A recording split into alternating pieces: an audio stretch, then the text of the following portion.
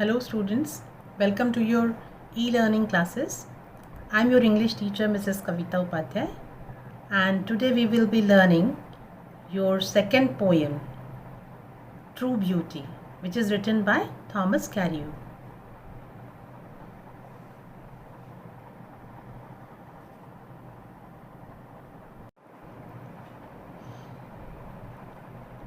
Now students, before learning the poem, we must know the objectives of teaching this poem to help the students enjoy poetry. ये जो students हैं उनको poem enjoy करना, कि कैसे वो एंजॉय करें पोइट्री को, अच्छी पोइट्री को, ये सिखाने के लिए, to educate their emotions and discipline their minds, उनको अपने भावनाओं पर नियंत्रण करना और अपने मन को अनुशासित करने के लिए, सिखाने के लिए, to enhance their power of imagination and thought, उनकी विचारशीलता को, उनकी कल्पनाशीलता को बढ़ाने के लिए, to help them appreciate the rhyme and rhythm and style of the poem. जो पोएम में राइम है, रिदम है, जो लय ताल है, सुर है, उसको समझना, और जो कवि की शैली है, कविता की शैली है, उसको समझना. To help the learners develop a taste for poetry reading and writing.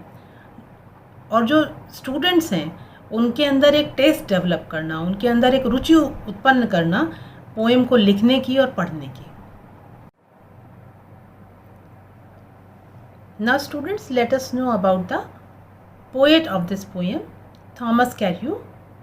His period is 1595 to 1640. 1595 से लेकर के 1640 तक का उनका काल है. Born at West Wickham, उनका जन्म हुआ था इंग्लैंड में वेस्ट विकहैम नाम के स्थान पर. उनके पिता का नाम था मैथ्यू कैरियो.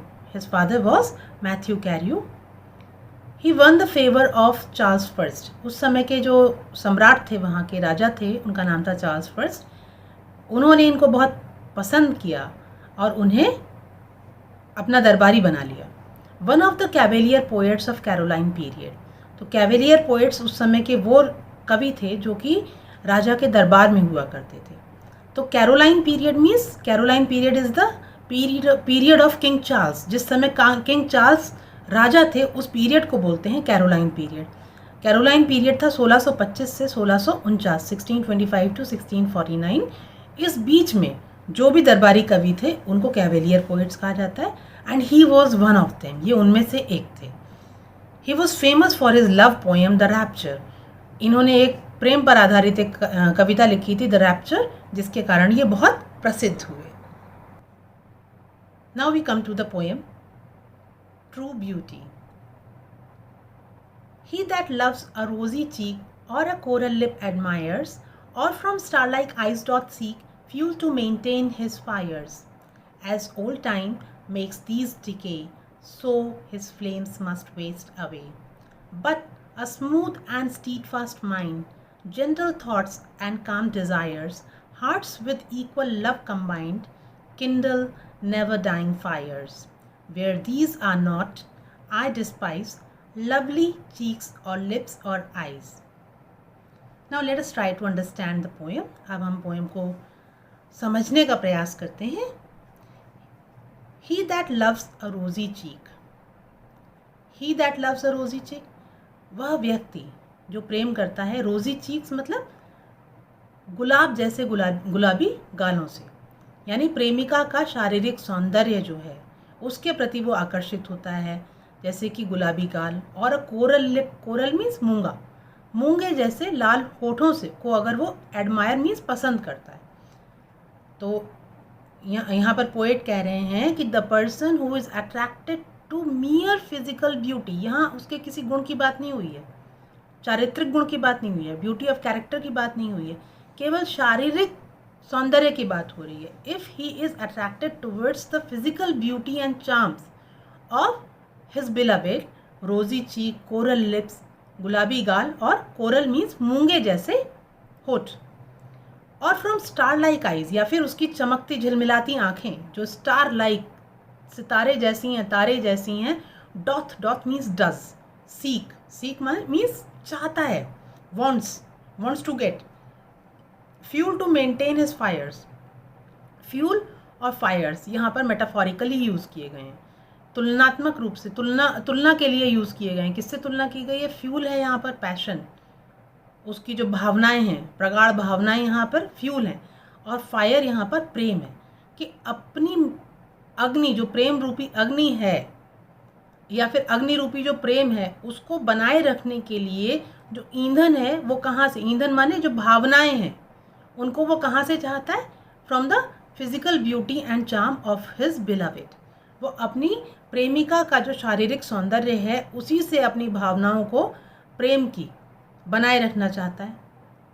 तो अभी वो अंतिम 2 लाइन्स में बताते हैं इसका सत्य क्या है।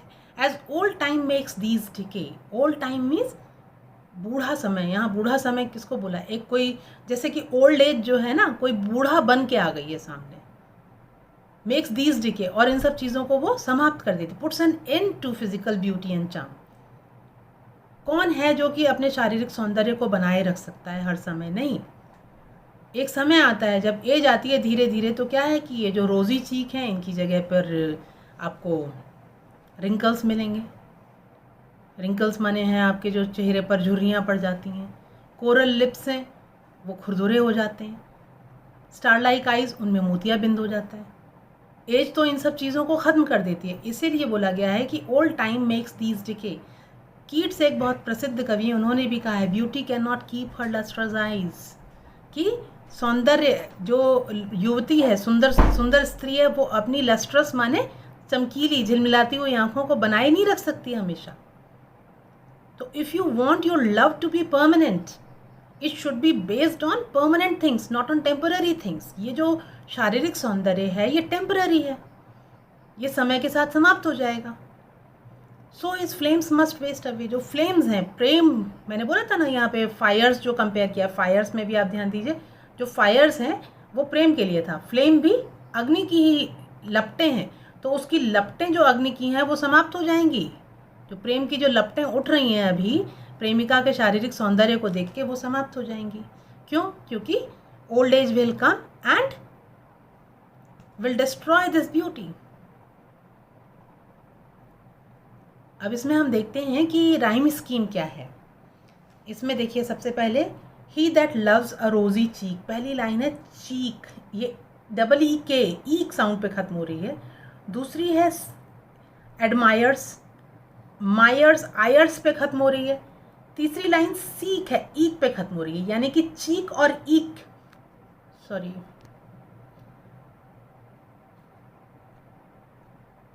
हाँ, चीक और ईक, इनकी साउंड सेम है सेकंड और फर्स्ट और थर्ड लाइन में। तो इनको हम कहेंगे ए। पहले आई ईक की साउंड तो वो ए है, ए की साउंड रिपीट हो रही है सीक में, तो हम कहेंगे चीक और सीक, ए, और थर्ड लाइन में ए, सेकंड लाइन में आयर्स है, और फोर्थ लाइन में अभी आप अंत में देखिए फायर्स है। तो एडमायर्स और फायर्स दोनों को हम कहेंगे बी बी। तो हमारा जो सीक्वेंस बना वो बना ए बी। फिर डिके और अवे दोनों में एक सी आवाज़ है। अब ना तो ये चीक की आवाज़ है ना ये एडमायर्स की आवाज़ है, तो ये तीसरी आवाज़ है, इसलिए इसको हम कहेंगे सी।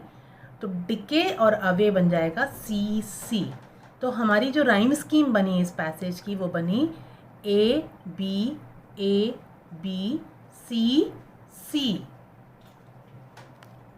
अब इसमें, इस पैसेज में, इस स्टैंजा में जो हमने राइम स्कीम्स देखी, फिगर्स ऑफ स्पीच देखी, उनको भी हम एक बार रिवाइज करते हैं। कोरल लिप, यहाँ पर लिप यानी कि ओठ को कोरल बोला है, सीधे सीधे कोरल बोल दिया गया है, कोरल लाइक नहीं बोला है।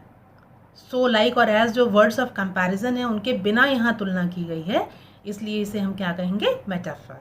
ये मेटाफर है। तीसरी लाइन में देखिए, from star like eyes, star like सितारे जैसी आँखें, यहाँ पे सीधे सीधे लाइक लगा करके जैसी एक वर्ड ऑफ कंपैरिजन यूज़ करके तुलना की गई है, उपमा दी गई है, इसलिए इसे हम क्या कहेंगे? सिमिली। फिर चौथी लाइन में देखिए, fuel to maintain his fires, मैंने बताया था कि फ्यूल और फायर्स दोनों ही यहाँ मेटाफोरिकली यूज़ हुए हैं। फ्यूल यूज़ हुआ है पैशन के लिए और फायर्स यूज़ हुआ है प्रेम के लिए। तो जो उनकी तीव्र भावनाएं हैं वो तो फ्यूल हैं, और जो प्रेम है वो फायर है। तो इसके लिए यहाँ पर मेटाफर है, इस पूरी लाइन में 2 मेटाफर आए हैं। 5वीं लाइन में देखिए, as old time makes these decay. Old time makes these decay, मैंने बताया था आपको कि यहाँ पे एक बूढ़े व्यक्ति की कल्पना की गई है कि जैसे वो आके किसी चीज़ को खराब कर रहा है। बुढ़ापा जो है, this is an abstract idea, उसको किसी ने देखा नहीं है, लेकिन बूढ़े व्यक्ति को सबने देखा है। तो मेक्स दीज डिके कह करके यहाँ पे जैसे वो कुछ कर रहा है, ही इज़ द डूअर, वो कुछ परफॉर्म कर रहा है एक्शन को। तो अगर वो किसी चीज़ को ख़राब करने का एक्शन कर रहा है तो यानी उसकी इंटेलेक्ट, उसकी पर्सनालिटी है। तो उसको जो ह्यूमन एट्रीब्यूट्स दिए गए बुढ़ापे को, एक बूढ़े व्यक्ति की तरह से उसको इमेजिन किया गया, इसलिए यहाँ पर पर्सोनिफिकेशन है, उसको इंटेलेक्ट और फॉर्म दे दी गई। So his flames must waste away, ये अंतिम लाइन है इस स्टेंजा की। इसमें देखिए फ्लेम्स, फिर से यहाँ अग्नि की लपटें, ये जो लपटें हैं वो क्या हैं, अग्नि प्रेम है, फिर से ये मेटाफर यूज हुआ है। अब आते हैं हम सेकेंड स्टेंजा पे, इसमें 2 ही स्टेंजा हैं 6-6 लाइन के। But a smooth and stead fast mind, gentle thoughts and काम desires, hearts with equal love combined, kindle never dying fires. Where these are not, I despise lovely cheeks or lips or eyes. But now he contrasts physical beauty, mere physical beauty devoid of all virtues, to the virtues of character. He contrasts them. यहाँ पर वो उसको मतलब स्पष्ट कर रहे हैं कि केवल जो शारीरिक सौंदर्य है उसमें और जो चरित्रगत सौंदर्य है, चारित्रिक सौंदर्य है, उसमें क्या अंतर है। But a smooth and stead fast mind, smooth means काम, शांत, स्टीड फास्ट फर्म, दृढ़ मन। किसी स्त्री का मन दृढ़ हो, मन में दृढ़ता का भाव हो और साथ में वो स्मूथ भी हो, शांत भी हो। जेंटल थॉट्स, साधु विचार, इनोसेंट थॉट्स एंड काम डिजायर्स, और इच्छाएं कैसी हो, शांत हो, भड़की हुई इच्छाएं ना हो कि हर समय बस कुछ ना कुछ चाहिए, ये चाहिए वो चाहिए। Desires are under control. Calm desires means desires are kept under control, उनको आपने रिस्ट्रेन में रखा हुआ है, कंट्रोल में रखा हुआ है। थॉट्स को जेंटल रखा है, एग्रेशन नहीं है, हर समय मतलब गुस्सैल झगड़ापन नहीं, gentle thoughts. Hearts with equal love combined, और परस्पर प्रेम, और परस्पर प्रेम का आधार क्या है, इक्वल, जो म्यूचुअल लव है, कंबाइंड है, दोनों के हृदय बंधे हुए हैं, एक बंधन में बंधे हैं प्रेम के, और दोनों तरफ इक्वल प्रेम है। तो इक्वल क्यों है, क्योंकि वहाँ पर प्रेम का आधार केवल शारीरिक सौंदर्य नहीं है, उसका आधार है चरित्रगत सुंदरता। चरित्रगत सुंदरता में क्या आता है आपका, पहली है स्पिरिचुअल ब्यूटी, सबसे उच्च कोटि की ब्यूटी क्या है, स्पिरिचुअल ब्यूटी, जिसमें कि आपको यह आभास हो कि आप सोल हैं, आप सब में स्वयं को देख सकें और स्वयं में ईश्वर को देख सकें, सब में आप ईश्वर के दर्शन करें। ये आपकी आत्मा की सुंदरता है, जब आत्मा के स्वरूप को आप याद रख सकें। उसके बाद आता है moral beauty.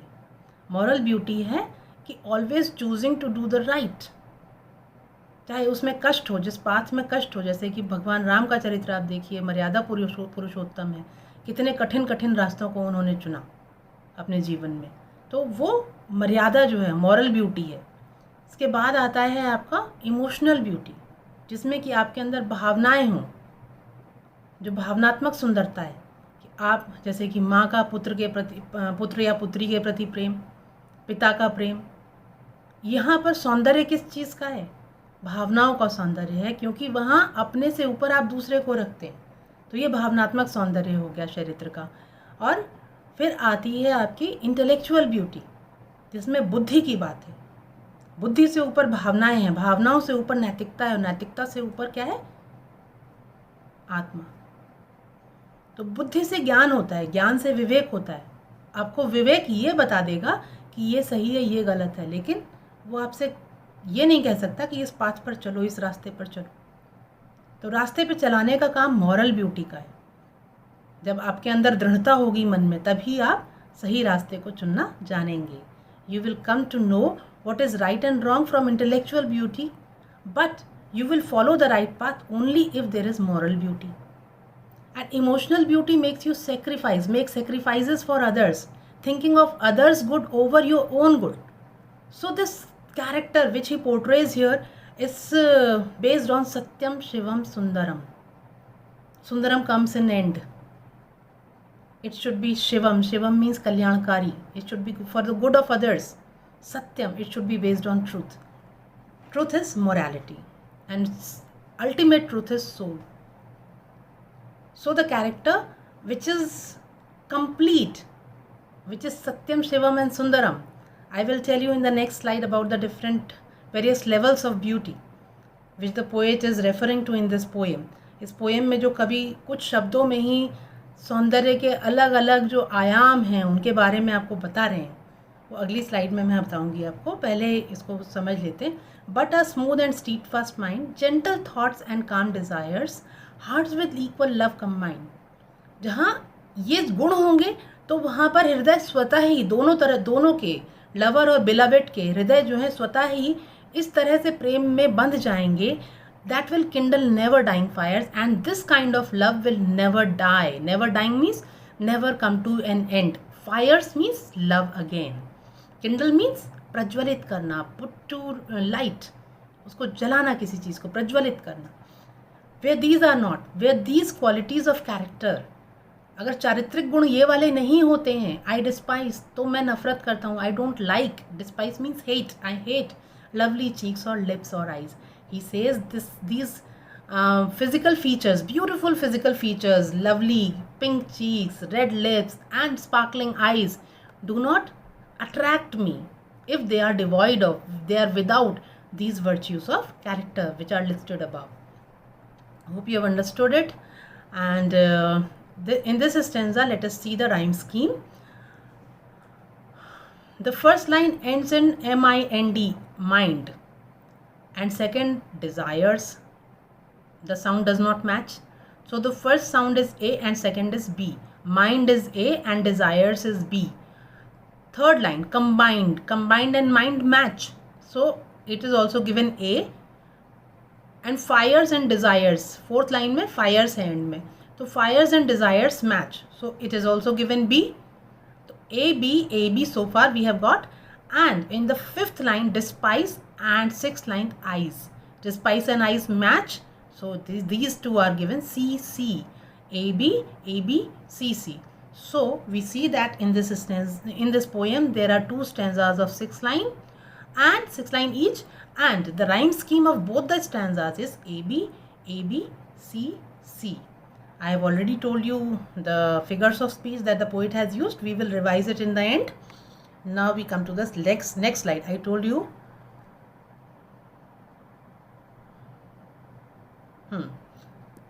about the types of beauty while explaining the lesson. Here it comes. The highest form of beauty is spiritual beauty. Spiritual beauty is beauty of soul.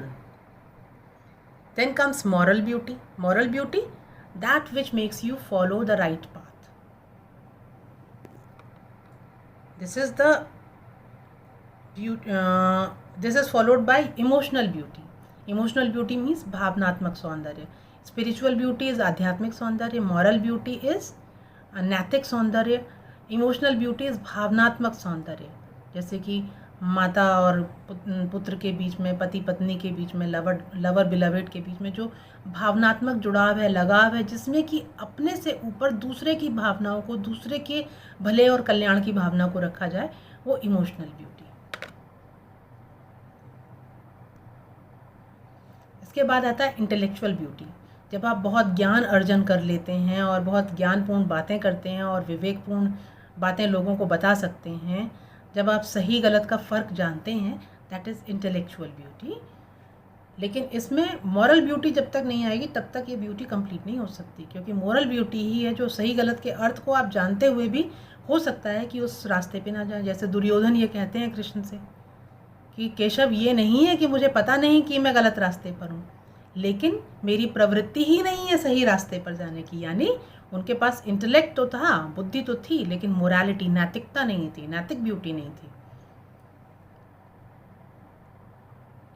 अंत में है फिजिकल ब्यूटी, जिसके बारे में कवि ने पहले स्टैंजा में कहा है कि beauty based on physical, love based on physical beauty is futile because it will die with the passage of time, because the thing on which it is based will also die with the passage of time. अब जो आखिरी paragraph है, जो second paragraph है, stanza है, उसमें poet कहते हैं स्पिरिचुअल ब्यूटी, मॉरल ब्यूटी और इमोशनल ब्यूटी की बात करते हैं।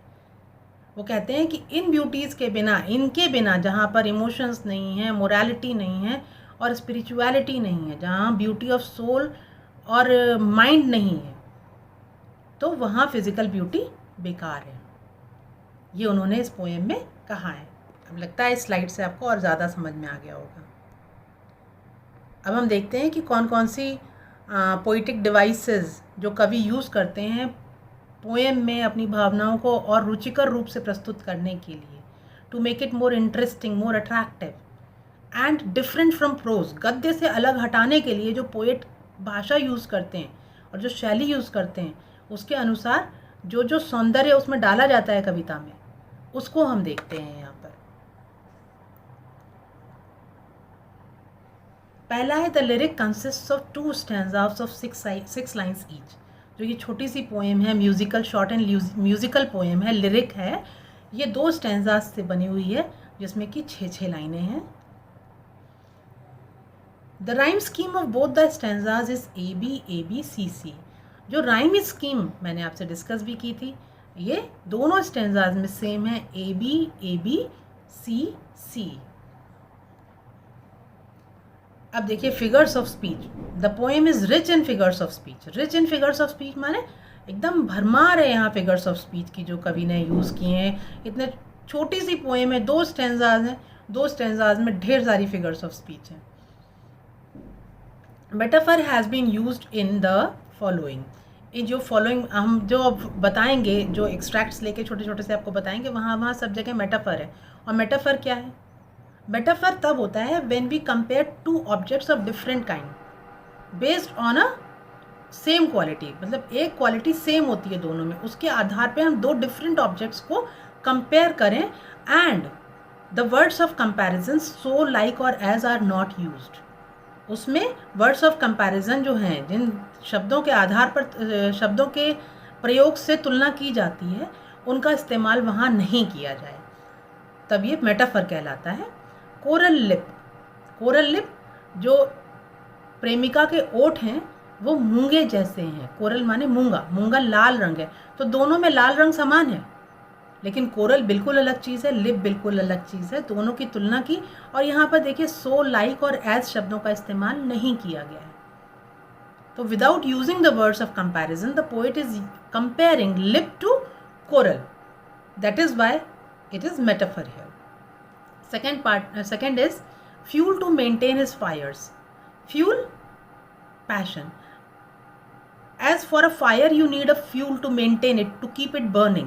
In the same way, for the love to continue existing in life, you need some passion, some emotions, powerful emotions to keep it burning, keep it alive. Here, fuel is passion and fire is love. Again, words of comparison are not used. Here even the things to which these things are compared, the passion and love, they are also not used, but it is metaphor. Though the things for which these two stand are not used here, it is a metaphor, and the words like, so or as are not used. His flames must waste away. Again, flames refers to love. The words of comparison so, like or as are not used. Love again is not used. The object which is compared to flame is not does not come in line. In this line it is not mentioned here. Still this is metaphor. The words of comparison are not used, and for the sake of one quality 2 different things are used. They both burn. Kindle never dying fires. Again, fires stand for love. To keep love alive, never dying. To keep a love alive throughout your life, to make it everlasting, is compared to as kindle never dying fires. The fire which does not come to an end. To light a fire which does not come to an end. It is again metaphor. Now there is a use of simile also in star-like eyes. Eyes are compared to stars on the basis of their sparkling shine. they're twinkling, and the word of comparison like is used, so it is a simile. Third is personification. The poet personifies time as an old man in the line, as old time makes these decay. Time or old age is personified, is given body and form and intellect like an old man. Old age comes like an old man and makes something decay as if it has personality, which decides to make something decay, to destroy something. So the man, it comes in the form of a man, an old man. Old time is old age, but it comes and destroys something, so it is a personification. It has been personified here. इसका मानवीकरण किया गया है, इसको मानव का रूप दिया गया है. इसके पास अपनी निर्णय करने की क्षमता और किसी क्रिया को अंजाम देने की क्षमता है निर्णय करके, तभी इसने उस सौंदर्य को नष्ट कर दिया. तो यहाँ पर मानवीकरण है, पर्सोनिफिकेशन है. अब हम जस्ट देखेंगे जो हमने पोएम पढ़ी ट्रू ब्यूटी, उसमें सेंट्रल आइडिया क्या है, क्या कहना चाह रहे हैं कवि हमसे उस पोएम के माध्यम से. The poem true beauty by Thomas कैर्यू is glorification of spiritual beauty. जो थॉमस कैर्यू की लिखी हुई पोएम है ट्रू ब्यूटी, ग्लोरिफिकेशन माने महिमा मंडन है, स्पिरिचुअल माने आध्यात्मिक सौंदर्य का. The poet says that physical beauty and charms are not permanent. कवि कहते हैं कि जो फिजिकल ब्यूटी है, केवल जो तुच्छ शारीरिक सौंदर्य है केवल, और आकर्षण जो उसमें है, इज़ नॉट परमानेंट. वो परमानेंट नहीं है, वो मतलब स्थायी नहीं है. They fade with the passage of time. Fade मतलब विदर, मुरझा जाते हैं, समाप्त हो जाते हैं. पैसेज ऑफ टाइम माने समय के व्यतीत होने के साथ ये दोनों चीज़ें समाप्त हो जाती हैं. जो आपके सिर्फ शारीरिक सौंदर्य का जो आकर्षण है वो. So the passion of love based on physical attraction also dies. तो जो प्रेम की भावना है, प्रेम की जो तीव्र भावना है, जो कि इस प्रेम पर आधारित है, केवल शारीरिक सौंदर्य पर आधारित है, प्रेमिका के सुंदर आँख, होठ और गाल, और इसी शारीरिक सौंदर्य पे यदि प्रेम आधारित है तो वो भी समाप्त हो जाता है समय के साथ, क्योंकि बुढ़ापा आता है और शारीरिक सौंदर्य को ही समाप्त कर देता है. तो जब आधार ही समाप्त हो जाएगा तो वो प्रेम भी समाप्त हो जाएगा. ऑन द अदर हैंड, और दूसरी तरफ, स्पिरिचुअल ब्यूटी इज़ परमानेंट. जो आध्यात्मिक सौंदर्य है वो परमानेंट है. परमानेंट माने स्थायी है. It consist of virtues of calmness. इसमें गुण है, इसमें केवल शारीरिक सौंदर्य नहीं है, आँखों की तुष्टि नहीं है, इसमें भावनाएं हैं, जो वर्च्यूज हैं, गुण हैं. वो कामनेस, कामनेस माने शांति. कॉन्स्टेंसी, कॉन्स्टेंसी माने दृढ़ता, धैर्य. जेंटलनेस, साधुता. सरीनिटी, शांति. जब किसी के चरित्र में ये विशेषताएं आती हैं, ये गुणों का समावेश होता है, जैसे कि शांति है, सरीनिटी है, एकदम सौम्यता आ जाए, और कॉन्स्टेंसी, धैर्य, दृढ़ता, जेंटलनेस, साधुता. Therefore, love based on spiritual beauty is permanent. क्योंकि प्रेम का आधार गुण है, तो ऐसे सौंदर्य पर आकृष्ट होकर के यदि प्रेम को आधारित किया जाए तो वो प्रेम भी परमानेंट, स्थायी होगा. The poet says that he hates physical beauty. कवि कहते हैं कि वो फिजिकल ब्यूटी, शारीरिक सौंदर्य से घृणा करते हैं. ऐसे ही घृणा नहीं करते हैं if it is devoid of, केवल तब अगर ये डिवॉइड ऑफ माने विदाउट, इसके बिना है. किसके बिना है? वर्च्यूज, गुणों के बिना अगर है. अगर केवल शारीरिक सौंदर्य है और वहाँ गुणों का समावेश नहीं है तो वो ऐसे शारीरिक सौंदर्य से नफरत करते हैं. शारीरिक सौंदर्य होना बुरा नहीं कह रहे हैं, लेकिन उसका गुणों के बिना होना बुरा कह रहे हैं. Beauty of soul and mind is more important than mere physical beauty. जो शरीर का सौंदर्य है उससे अधिक इम्पॉर्टेंट है आपकी आत्मा और मन का सौंदर्य. So hope you have understood the lesson well, and you have seen the poetic beauty, you know the central idea also, and if you are asked you can write the explanations also.